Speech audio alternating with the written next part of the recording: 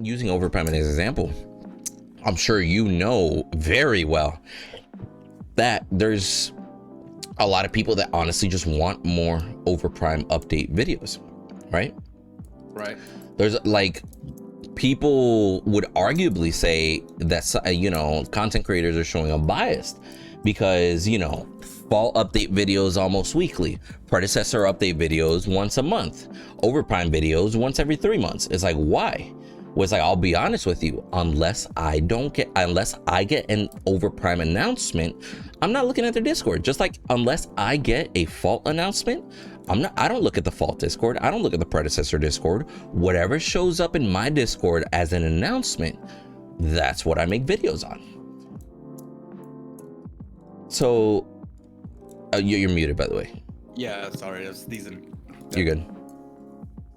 Bless you. Sorry. I don't know what got into me. Yeah, well, to be perfectly honest, they changed their Discord and I don't even have their fucking new Discord. Yeah, bro. I'm just waiting for them to announce Steam. I do like that. God damn it, I'm sorry. No, you're good. Hey man, you need some like allergy pills or something. We gotta gotta go to Walgreens for a second, pick up some shit. Real quick. Okay. All right. So what were you saying? Oh no, I just what I was saying something about Overprime. I do like that they took a step back and stopped like doing major things with their game until they can improve it and bring it back to Steam. I think that was a good move on their part, and hopefully it'll be an equal amount of improvement that we got with the latest fault patch. That will be the same with Overprime, because there was a lot of janky stuff with Overprime. Hopefully they took the time to fix that. So what would you say to individuals that are not seeing Overprime content currently out of us? What's that? What would you say for individuals asking for Overprime content, but they don't see Overprime content out of us? It's just too hard to play, and from a couple different perspectives. Anytime I have to patch it, it's kind of a pain in the butt. Anybody that wants to play Overprime has to have already had an account, so a lot of I'm not bringing anybody new into Overprime because they're not accepting anybody new. So why would I do a lot of the content I do to get the word out to people that want to play the game. Why would I get the word out to people that can't play the game? Let's see. So you can't do recruitment, like you said. So right. That avenue is out. As far as update videos on it,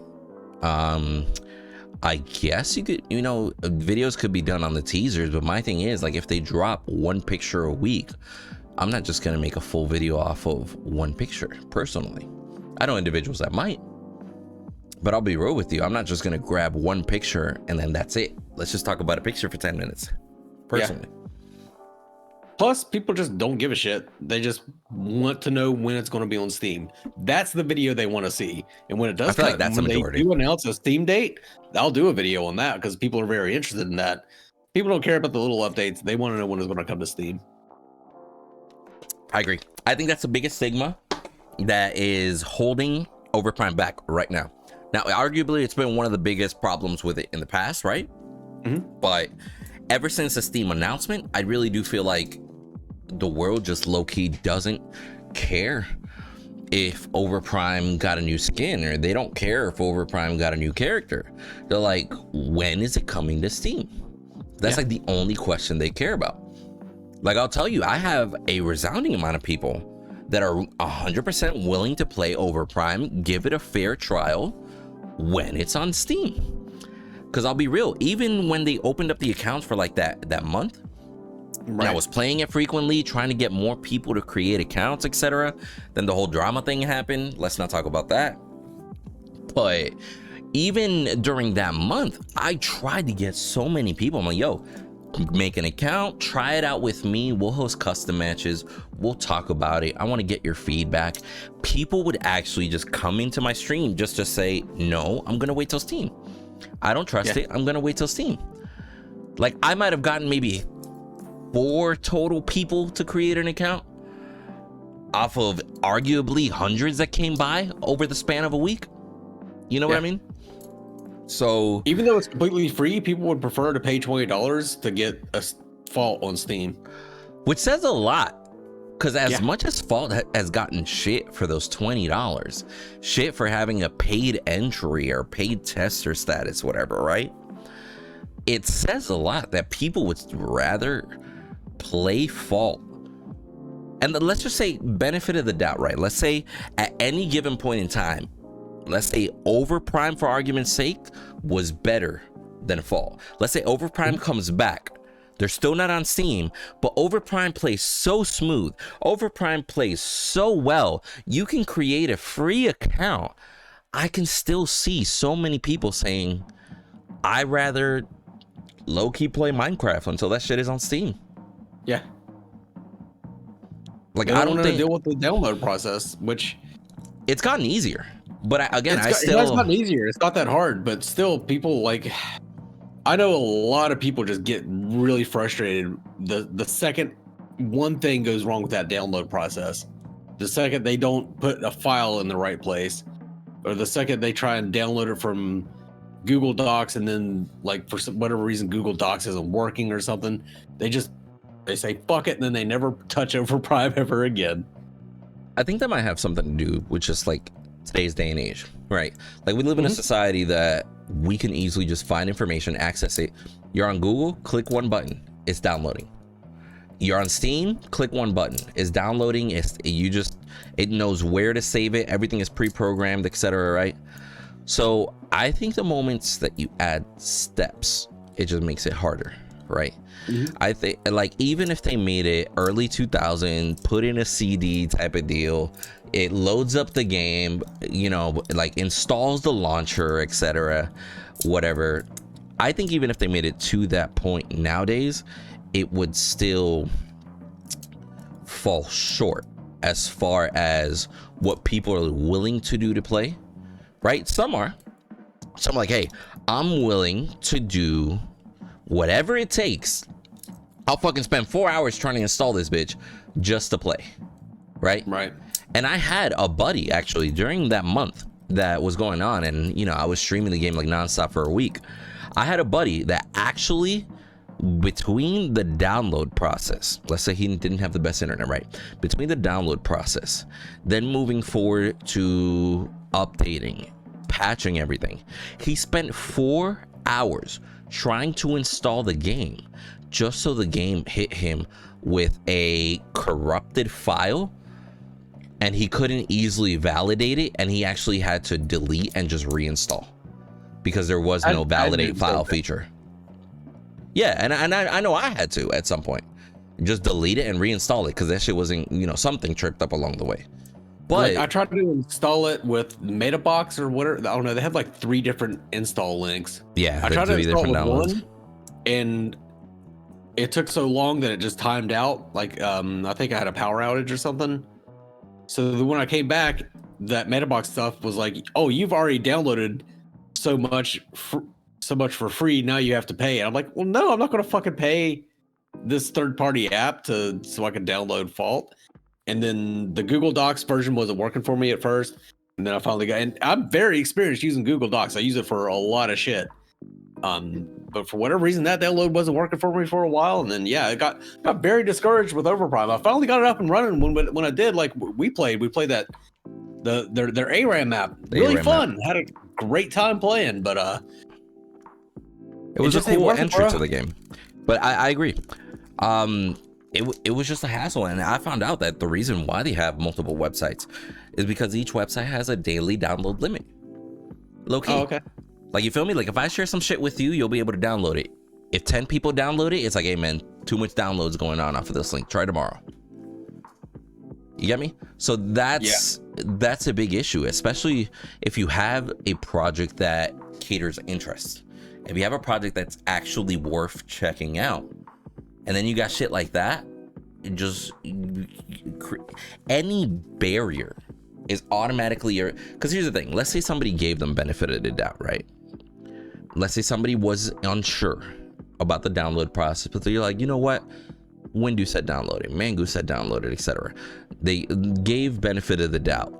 They go to download. As soon as they come up with any hiccup, any hurdle, it's gonna cause a maybe I shouldn't download it. Like if it's giving me this much problem, like it, you know, maybe it's best. Maybe it's like I actually have a buddy in my community that low key, if anything goes wrong, it's a sign. I'm just not gonna do it. Like, you feel me? Like tries to download NBA, fucking the new 2K game. Tries to download it. Something was wrong with the download. It's a sign. I'm just gonna go back to Apex. Not meant to be. You know, to each his own. People got different views, right? But I think when you combine the barrier to entry, and then they actually have, at least now, they have a very welcoming community. You know, they still got one or two that might be hostile, right? Whatever, it's a MOBA. You really can't get rid of those people. They're always going to make accounts. Every community has their own bad apples, right? But I just think that even if they were trying to do their own thing, like with their own launcher, right? Wouldn't it make sense to you? Like if this were your business, let's just pay to have unlimited downloads. We'll spend $100 for the year, have unlimited downloads off of this one website that runs efficiently and flawlessly. And then just remove one of the barriers to entry. Why have 3 different websites, each one with their own limited download per day sort of deal?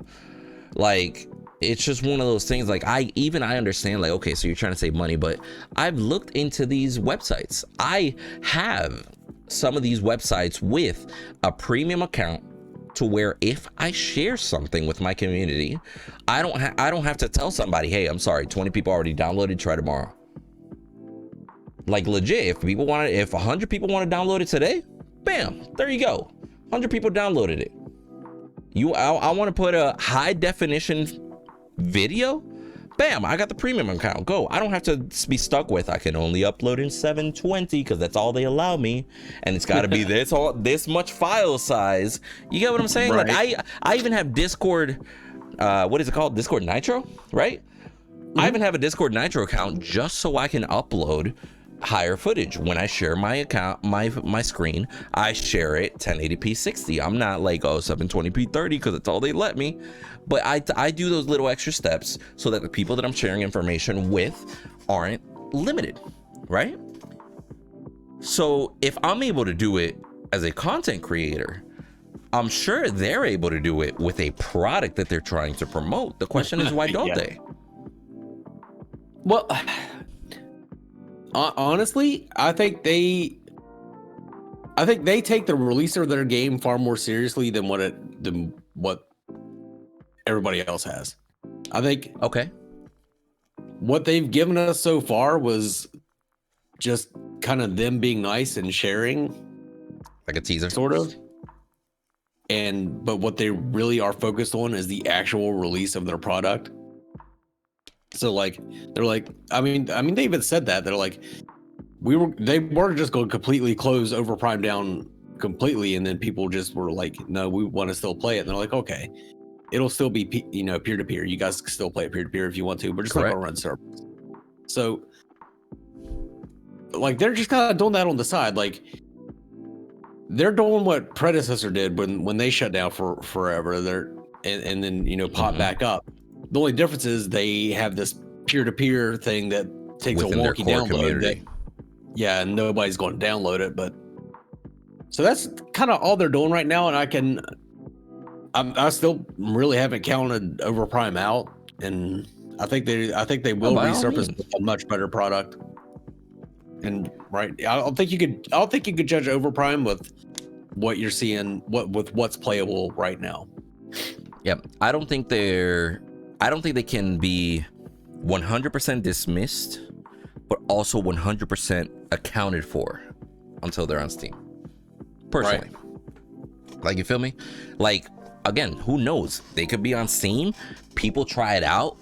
People might fucking love it. And then a whole bunch of people swarm towards Overprime. It is a possibility. Because by all means, they've done a lot of progress. By all means, they're the only individuals with several different maps, right? Like, by all means, they're the first ones with an ARAM map. Might have a few flaws, but I absolutely love that they took out and they're like, hey, they took out some time and they said, let's create our own map. Maybe not the best map, has flaws, but I love that they said, let's do something. And it was fun. It was lit. It was lit. Again, it's flaws, item balances, whatever. That's all nitpicking. As far as barrier to entry, I can tell you, if Fault or Predecessor had an ARAM mode for new players, that shit would be great. Where a new player can only play ARAM and it's just ability spamming and, you know, team deathmatch basically, just so they can mechanically get used to the game, mechanically get used to building, etc. And then after a certain amount of ARAM matches, they can then go into Conquest. That would be awesome. I applaud them for doing that, low key. But it really is one of those things that I really struggled to get individuals to want to try their game, right? Yeah, because of that download process. It was an actual hurdle. And these are, like, for example, homies that I play with on a daily. Like, I got people that I say, hey, we're gonna play this game. They're like, what the fuck is that game? And I'm like, dude, I don't even fucking know, but we're all downloading it right now. And, you know, they're like, all right, bet, we're all playing it. Cool. Imagine those individuals didn't even want to try Overprime. Yeah. Those individuals that I've gotten to play Fault, I've gotten to play Predecessor, those individuals that'll play fucking Tetris Battle Royale with me, low key just said, nah, I'm not downloading Overprime. I'm just going to be on this game. Let me know when you're done and I'll hop on with you. And that says a lot. Yeah. Like, people won't even blindly follow into Overprime. I think that says a lot in its own. Now, granted, like you said, they're just not doing a lot about it because they're focused on their release. Yeah. Right? I think they just honestly don't care. Yeah. I don't mean that in a bad way. I mean that in a good way. They don't care that people aren't downloading the game right now because they're making a much better version of the game that's going to be on Steam. And that's when they'll be invested. Correct. That's when you're going to see better push, marketing, etc. Which arguably, even with the controversy of the old server, I think that with them going to Steam and them getting involved with Netmarble, arguably a new Discord server was just the better look. Because the old Discord server still had a lot of overthrow stuff in it, you feel me? The old Discord server was almost becoming outdated for this new step that they want to elevate to. So in a way, it was probably something that they were going to do anyway, but it's just kind of like their hand might have gotten forced a little bit early based off of the current situation, right? But I'll be real, man. Like you said, I probably am not gonna make frequent Overprime videos until that shit is on Steam, like a lot of people, quite frankly. And people, from at least from me, you're not gonna hear much Overprime shit unless there's other shit that I find valuable to inform people. But even then, like you mentioned, it doesn't even matter if they just came out and said they added every single hero in the Paragon roster. The only question in people's mind is, when is it coming to Steam? Yeah, exactly. Like, people don't care unless it's Steam. So once Steam hits, I definitely see a lot of content creators doing more Overprime news, quite frankly. Yep. That'll be a big step. There'll be a lot of competition out there for everybody else. I think they need to. Like, I think this, at this point, it's needed. I think Fault is suffering because there's no other competition. Because, like, for example, Fault is suffering because there's no other competition. Overprime is suffering because they are competition that's not being valued or considered, right? And then I think that Predecessor, like the hype is building up, but I do think that in a way they're also suffering because too much hype can be a downfall. When expectations rise too high, you're always going to disappoint no matter how well you do. Right. So I definitely think that Predecessor is low-key getting to that point where it's like, hey, we have to do something before the hype exceeds expectation.